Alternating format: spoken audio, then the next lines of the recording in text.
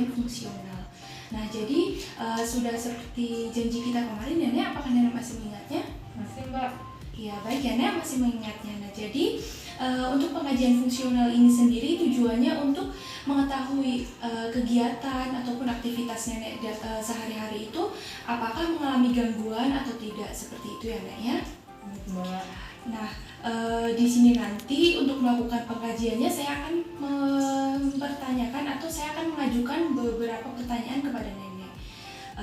Baik, sebelum itu nanti saya membutuhkan waktu kurang lebih 10-15 menit. Apakah Nenek bersedia? Bersedia, Mbak. Baik, jika bersedia nanti mohon kerjasamanya ya, Nek ya. Silahkan Nenek jawab sesuai dengan apa yang Nenek lakukan dalam sehari-hari, aktivitasnya seperti apa, nanti silahkan dijawab ya, Nek. Baik, di sini nanti untuk pengkajian fungsional ini jadi ada beberapa skor hasilnya dari jawaban Nenek nanti itu akan ada nilainya, Nek. Nah, jadi di mana nilai 0 sampai dengan 24 itu tidak beresiko. Nah, jadi tidak beresiko di sini itu maksudnya Nenek tidak mengalami resiko untuk bisa terjatuh ataupun resiko gangguan-gangguan yang lain seperti itu ya, Nek ya. Kemudian yang kedua skornya itu ada 25 sampai dengan 50 di mana hasil skornya yaitu resiko rendah. Nah, jadi mungkin ada sedikit kemungkinan Nenek untuk terjatuh ataupun mengalami gangguan, tetapi itu rendah gitu, Nek. Jadi itu sebenarnya masih dalam kategori normal atau wajar, akan tetapi Nenek harus tetap waspada ataupun menjaga seperti itu ya, Nek. Kemudian yang terakhir itu lebih besar dari atau sama dengan 51.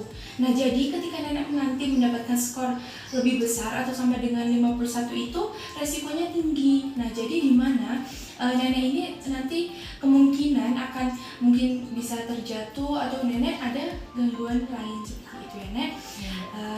Jadi Nenek sekarang Nenek tenang saja dulu, tidak perlu nanti memikirkan hasilnya apa, semoga hasilnya yang terbaik seperti itu ya, Nek.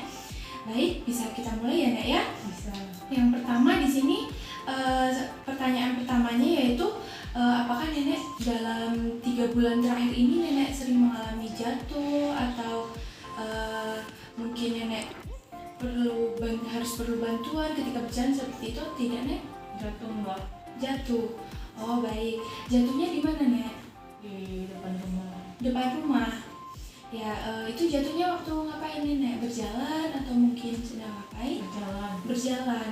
Dari jatuh itu Nenek apa yang dirasa? Ada yang sakit? Ada sakit pinggang. Sakit pinggang. Oh iya. Selain sakit pinggang ada lagi, Nek, yang dirasakan sakitnya? Menjalar ke punggung, Mbak. Oh, menjalar ke punggung. Jadi dari sakit pinggang ya, Nek ya, Iya. ke punggung seperti sakitnya. Kemudian selain itu apakah ada penyakit lain? Mungkin Nenek punya riwayat penyakit yang lain? Tidak ada. Tidak ada ya, Nek. Alhamdulillah ya, Nek. Kemudian untuk pertanyaan selanjutnya, Nenek ketika bangun tidur ataupun berjalan ataupun mau ke kamar mandi itu perlu bantuan, mungkin dibantu sama cucu atau Nenek pakai kursi roda ataupun pakai tongkat, Nek? Masih bisa sendiri, Mbak. Masih bisa sendiri, alhamdulillah ya, Nek ya. Masih bisa sendiri. Kemudian Nenek itu pas berjalan tadi kan berarti tidak perlu bantuan ya, Nek ya, bisa sendiri, berarti masih normal seperti itu ya, berjalannya. Baik, jadi di sini sudah terdapat ya, Nek ya, hasilnya.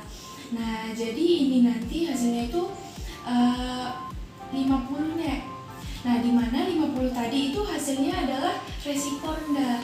Nah, jadi ketika resiko rendah ini Nenek masih dalam kategori normal seperti itu ya, Nek ya, karena Nenek resikonya itu belum besar gitu untuk jatuh gitu ya, Nek. Jadi Nenek masih bisa melakukan aktivitas biasa, tapi ada kemungkinan kecil Nenek ketika berjalan mungkin bisa terjatuh seperti itu ya, Nek. Nenek tenang saja. Nanti mungkin Nenek bisa lebih waspada ataupun ketika Nenek sedang tidak enak badan, Nenek bisa ketika jalan atau apa minta bantuan anak-anak ataupun cucu seperti itu ya, Nek. Ya, Jadi untuk bisa menghindari resiko jatuhnya tersebut seperti itu, Nek. Baik, saya telah selesai nih melakukan pengkajiannya. Nanti sekitar 1 bulan kemudian saya akan datang kembali untuk melakukan pengkajian yang sama. Apakah Nenek bersedia?